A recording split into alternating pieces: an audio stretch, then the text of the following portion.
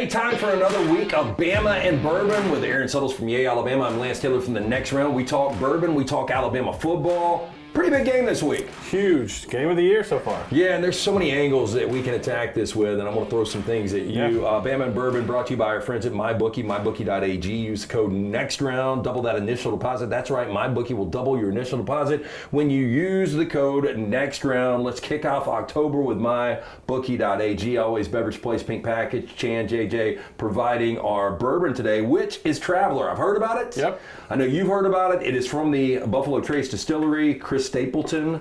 This is his bourbon. I'm not a country music guy, but I think he's got an incredible voice. I think I could actually get into Chris Stapleton. He's an incredible songwriter. He wrote a bunch of songs before he became a name as a performer, and so he's always been a songwriter. But Do you like his voice, though? Incredible voice. Yeah. Have you ever seen the video where he's at a Tyler Perry show in the audience, and Tyler Perry just has him sing in front of a room full of black people? Seriously? It's incredible. You've got to watch the video. They're like having an out of body. And they're like in church the way he's singing. Okay. Like everyone's going crazy. I can see that. You know, I've heard these pop-up shows that he will do. So, like, my girlfriend's family lives in a small town outside of Nashville, you know, on one of these big farms. Yeah. And so he does kind of a pop-up there. Yeah. And they say it's just incredible. He seems like a really solid dude. He does. Okay, so the Traveler whiskey. Here's what they say about it. This is a collective between Chris Stapleton and Buffalo Trace, which Buffalo Trace, I mean, the reputation. They don't do anything bad. Yeah. This is really good. And I knew it was going to be. Buffalo Trace does not do anything poorly. So it is a 90 proof, which you don't really get much bourbon now outside of. This is very simple. I mean, this is easy. For non-bourbon drinkers, this is not going to light you up. Like, the only thing that threw me off a little bit was the coloration. The color is a little light. Yeah, it is light because last week we had the Jim Beam Black. And it was perfect. And I like that dark hue. And you don't get that with this, but this taste is fantastic. This is a really good bourbon. Man, this is... I don't even know what the price point on this is. Do you have any idea? I think if you can get it at like a normal retail, it's probably in the $40 range. Yeah. They might have thrown, because his name's on it, they might have marked it up a little bit. Yeah. Secondary market's probably 60, 70. Yeah. I like the simpleness of the bottle, right? Yeah, it's well Packaging's good, yeah. I knew I was going to like it. Okay, so they say aromas of vanilla, aged fruit, buttery shortbread rounded off by caramel and a touch of oak. Palate has a touch of sweetness followed by spice, toasted nut, oak flavors with a robust finish. Oh, I like that. It does have a robust finish. I do like the bottle. It's like a map on the inside. Oh, I didn't even see that. Which is kind of cool. Yeah. What are we mapping out, though? What are we looking for? That's a good question. It looks like it's Bourbon County, maybe? Okay, so again, Bama and Bourbon, like, subscribe, Roll Tide Pods. We appreciate you guys tuning in. We do it every week right here. We'll get into, we'll let Aaron let you know more about the collective. But both teams coming off a bye. Yep. Alabama rolls out of Madison. They knock out the quarterback. Tyler Van Dyke's done for the year. They win 42-10. They win going away. It really wasn't a contest. No. And Georgia was lucky to survive Lexington. You and I both agreed last week on Bama and Bourbon. It doesn't set up well for Alabama. How do you feel going into game week? I still don't think it sets up perfectly because Kirby's going to be able to play the thing that Nick Saban mastered so well. And that's no one's respecting you, all of that. And I think we are, just as humans, especially that love sports, we're programmed to overemphasize what we saw last. And so what we saw last was Alabama thriving. Yep. Georgia struggling. So I think we're going to overemphasize that, and we're going to try to push that forward. I don't disagree. If you ask me, I would probably take Alabama and take those, 2.5 points? Yeah, I saw it today at mybookie.ag. It was down to 2, but it's going to hover around that. I think Alabama's going to win the game. But they're still Georgia, and the last time they lost to a team not named Alabama was November 7th of 2020. The pandemic. So think about that for a second. This is a team that knows how to win. They don't. You were an empty nester in 2020, weren't you? No, beginning of 2020, yeah.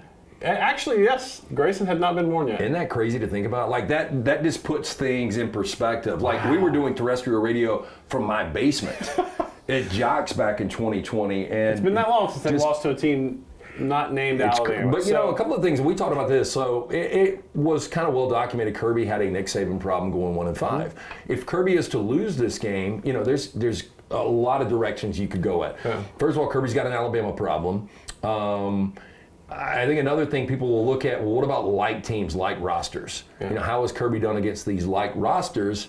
And then the most important point, like if I'm a Georgia fan, you struggled in Lexington, you had a bye, you come back, you lose a game for the first time since 2020, and you still have to go to Austin, you got to go to Oxford, you still got Tennessee. I mean, you've got brutal games coming up. So to me, the game, I think it may be more important to Georgia, maybe. I think it's absolutely more pressures on Kirby.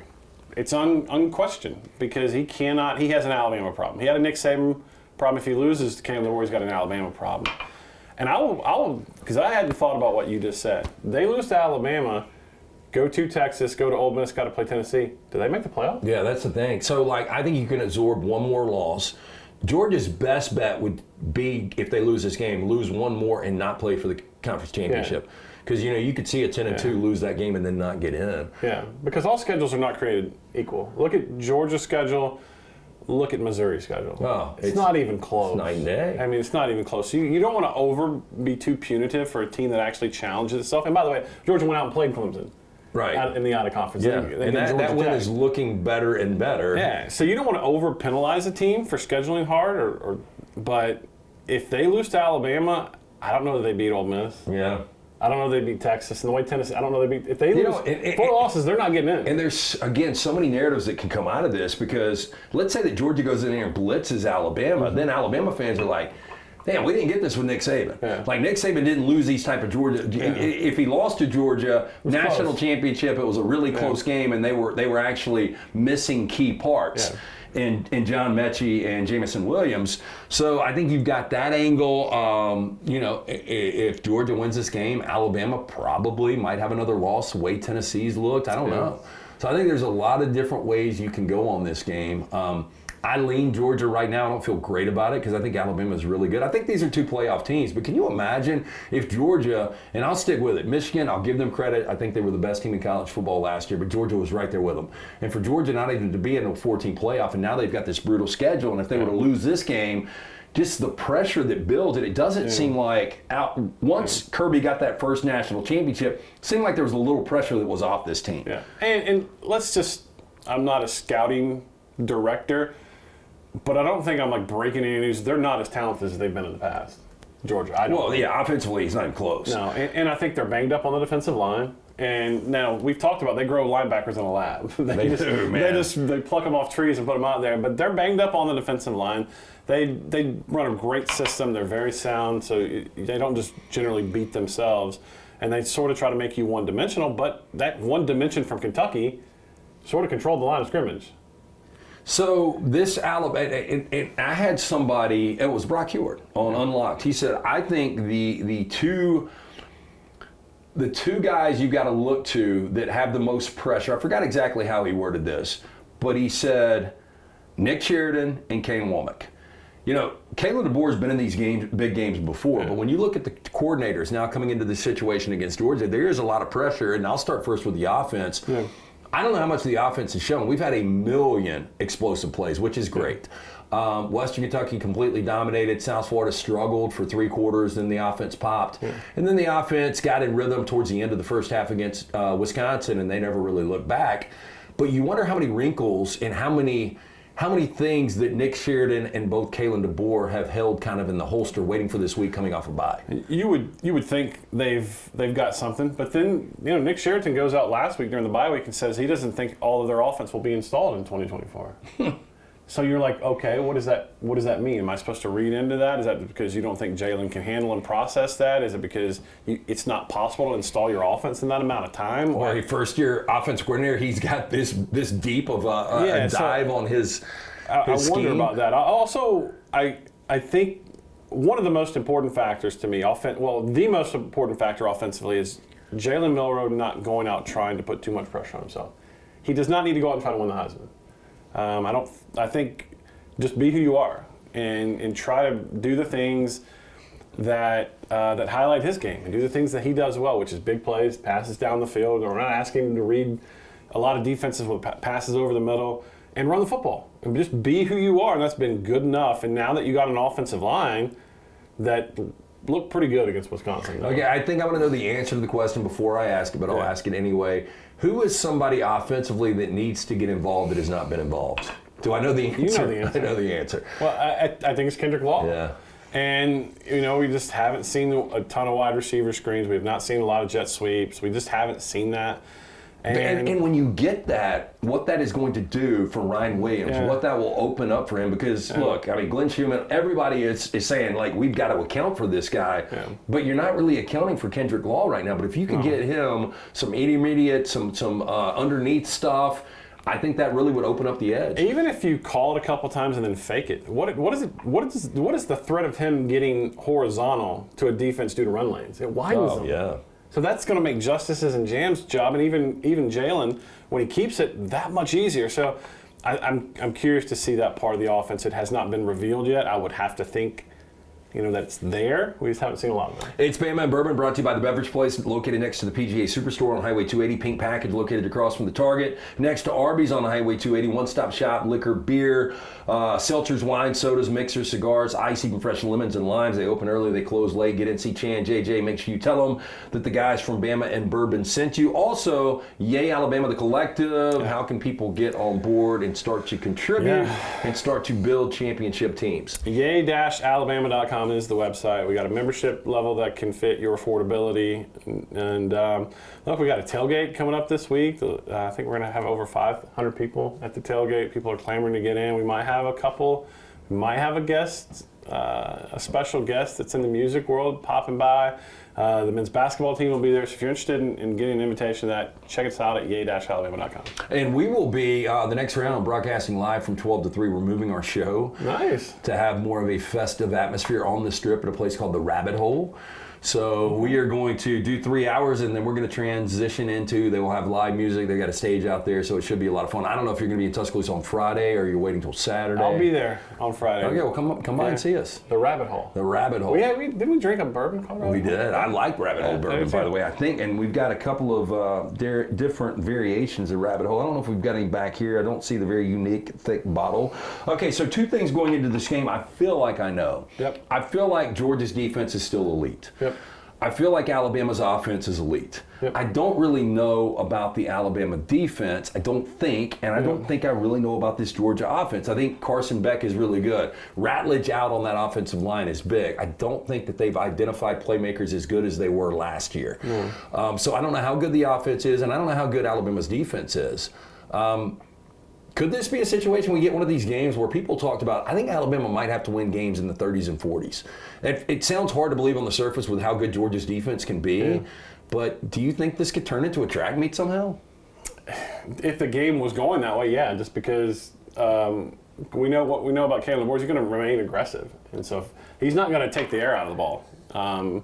If they're scoring and Alabama's scoring, it's going to be back and forth, I would think. I'm curious, Georgia just, and I haven't studied them in depth, they just don't have, I would say who would have the advantage at skill player offensively, I'd give it to Alabama. Alabama, yeah. And so Carson Beck's obviously a great quarterback. You just sort of give, do you want him to beat you? Can he beat you if it gets into a track meet, I guess? So, like we've seen elite programs have miss years. Going back to Mark Richt, I mean, I don't want to call it an elite program. It was like a B+, A, but, you had that crazy, 5-loss season. Under Nick Saban, you had the weird 2010, but outside of that, you didn't have multiple losses, really. We haven't seen that from Kirby Smart, and you don't expect to have it. But that's another thing coming out of this game. I agree with you. I think Alabama's skill's better. This offensive line's going to do nothing but get better. If Alabama does have an elite defense that we just don't realize right now, is this a situation where Georgia could have one of these off years? Now, this is going to be laughable come Saturday if Georgia wins this game. But if they lose this game and offensively they seem broken, you just really wonder. I don't know. I'll give Kirby the benefit of the doubt because we haven't seen one of those years. But watching them and And again, this is how you get baited on these games. Watching them in Lexington, I'm like, damn, they're just not that good. Well, and then you also, I know we don't have West and East anymore, but for so long the East was trash. Yeah, and they had the benefit of that trash. East schedule. And Tennessee's not trash anymore. And so you start looking at, is Tennessee, or if Georgia, if they lose this game, I don't think they get to Atlanta. I think it's going to be really difficult. Because their schedule's brutal. You know what's crazy? We talk about and Dan Mullen, that 2020 Florida team was good. I mean, that was the team that actually represented Kyle the East. Trask, right? Yeah, Trask and Pitts, and that was, and now you start to look back and you're like, damn, Dan Mullen maybe wasn't as bad. It's almost like Auburn fans today saying, Gus Malzahn. But I think Florida fans saying the same thing with Dan Mullen now with this Billy Napier thing that's going on. I don't know. MyBookie.ag, our title sponsor here at Bama and Bourbon, always brought to you by our friends at MyBookie.ag. Put in the code next round. They will double your initial deposit. It's that simple. MyBookie will double the initial deposit when you use the code next round. We're drinking the Travelers. We both like. Very good. Will you break out some bourbon this weekend? Yeah, definitely. I will too. Yeah, and I drank the Four Roses Saturday. Just once sunset, I just drank it neat, sat back, sipped. Very, very good. This might be my bourbon of choice for 6:30 kick. I was gonna plan on going down, probably not till Friday mid-morning, doing the show.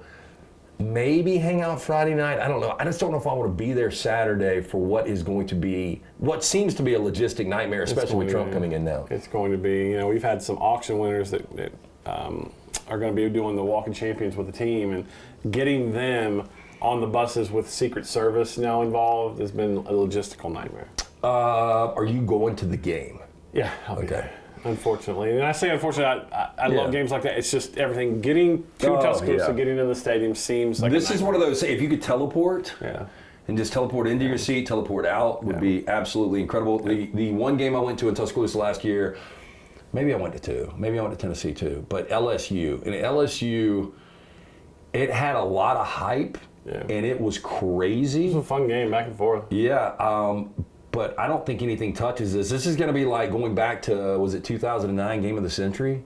2011 Game of the Century. 2011. And then 2019, when also the president was in town. Yeah, when Burrow and LSU rolled in. Yeah. Was that, and I know I'm just asking this on the fly, was that Alabama's last home loss? I think that's right? 2019 to Burrow and LSU, at Orgeron at midfield. We own this house. 2020 they went unbeaten. 2021...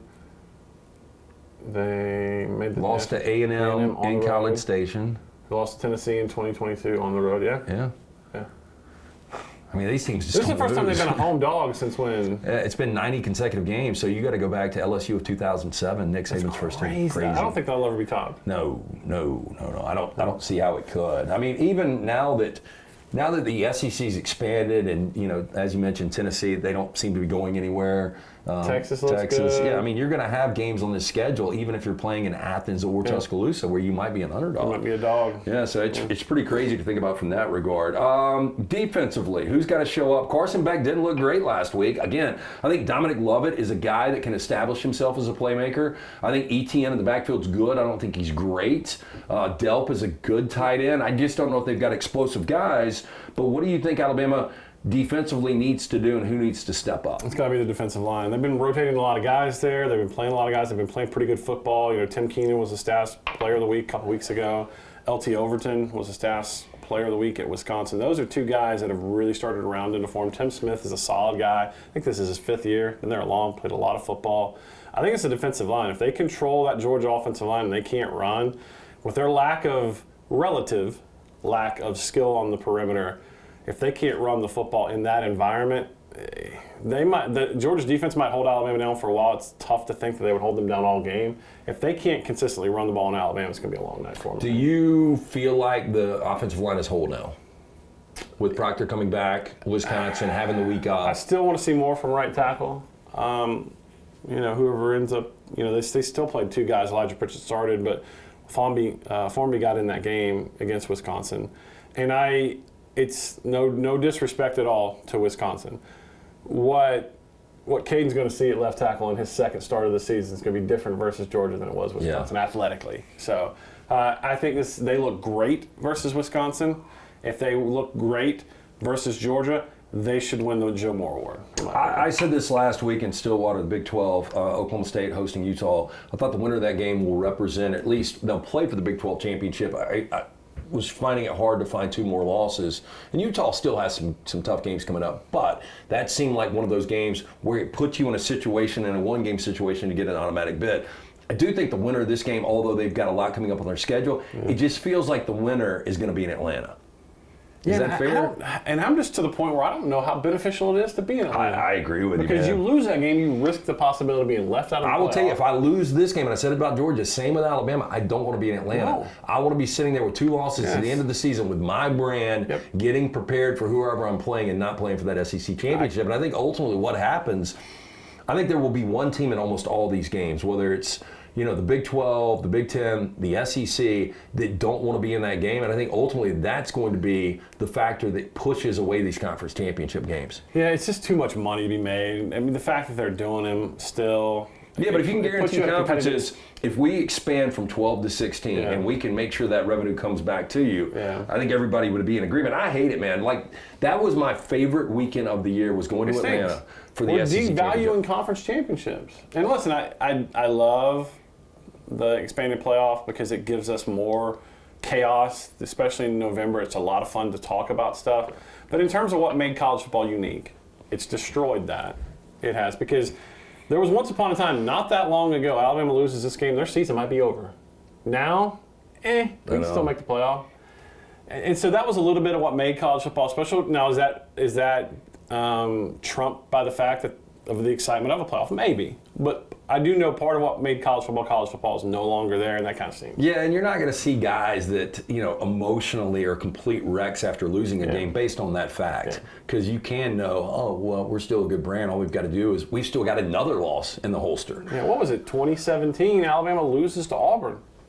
You should be gutted. Alabama still makes the playoff, still wins the national championship. So we've seen it before. Expanding from 4 to 12 changed it a little bit, but we've been getting used. We've known this is coming. Bama and Bourbon, always brought to you by the Beverage Place Pink Package. Stop in. They open early. They close late, right there off of Highway 280. Get in, see Chan, JJ, the fine folks. Special thanks for the Traveler whiskey, which I'm a big fan of. Really good. I could do this all day. Yeah. Maybe we do need to do these at one point, one of these live. And let's take it a little bit deeper. Get some bartenders in there. Get some servers. We get studio audience.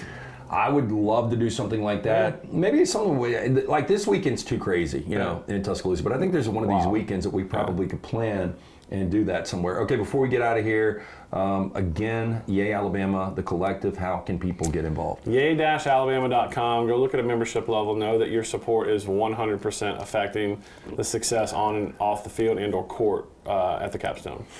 I think the game is more important for Georgia. Therefore, I am going to say Georgia wins a really tight game. I think it plays in the mid-20s. I'm going to say like 28-24. Yeah. You go Bama? I think Alabama wins. I just think Georgia is not what they have been on the line of scrimmage. They got an injury on the offensive line. They're a little bit banged up on the defensive line. They're not 100% healthy. But you got to play the game as it is. And the way it is, it's going to be a night game in Tuscaloosa. It's going to be jacked. People are going to be pumped. And I think Jalen Milroe is ready to take the next step. Yeah, hey, look, and don't be surprised, winner of this game, number 1 team in the country next week when we're talking. Yeah, because, Texas, more than likely, Arch Manning will get the start against Mississippi State. He was a little uneven last week against La Monroe. They win the game going away. They'll win the game with or without Quinn Ewers. But I could see some hiccups again offensively, possibly. And, I think if the winner wins this game clean, I think people, I think it's going to end up being the number 1 team in the nation. Could be I wrong. can see that. Yeah. Absolutely. Was it currently 2 versus 4? Is that what it is? 2-4? Yeah, 2 and 4. Yeah. I think we've got the best 5 teams in college football lined up right now in the top 5. Ole Miss, still want to learn a little bit more about them. They hadn't played anybody. Let's be honest. Hadn't played anybody. Bama and Bourbon, again, always brought to you by our friends at MyBookie. MyBookie.ag. Use that promo code next round. They will double the initial deposit. Again, special thanks to Beverage Place Pink Package. I do have one thing. I know this is sidebar. I did not talk about this. I just, given your love of wagering, if Tennessee and Ole Miss played, what would the over/under be? Tennessee, Ole Miss, right now that total. It's fascinating based on this. Ole Miss has played nobody, but their defense has been really good. I think Tennessee, it's hard for me to say that their defense is lights out because I think Oklahoma's offense is that bad. I don't know. Like, I think the defense is maybe almost better than the offenses for both those schools. Like, I think Trey Harris is a stud. Henry Parrish Jr. has really rolled into that A1 running back for Lane Kiffin. I think because of the brands and the offensive minds and Heupel and Kiffin behind him, you would list this in the low 60s, 62, 63. Really? But I think it could fly under. Yeah. I thought it'd be higher than that. No. I mean, that's become kind of a big total in college football with running clock and 2-minute warning and things like that. Okay, anyway, like, subscribe, and don't forget about covercrimson.com. If you want in-depth Alabama knowledge, this guy's involved at times. Clint Lamb, all of our friends there, Mick Gillespie, covercrimson.com. You can get the inside information on teams, recruiting, and much more right there at Cover Crimson. You guys have a wonderful week. Again, we only get so many of these. Next week when we meet, it will be October. Unbelievable. It is the best month of the year, but boy, September went quickly. So let's slow it down. Let's enjoy the games this weekend. You guys be safe. Pick up a bottle of Traveler. I think you will enjoy it if you like bourbon. Again, like, subscribe, share. We would appreciate that right here on Bama and Bourbon.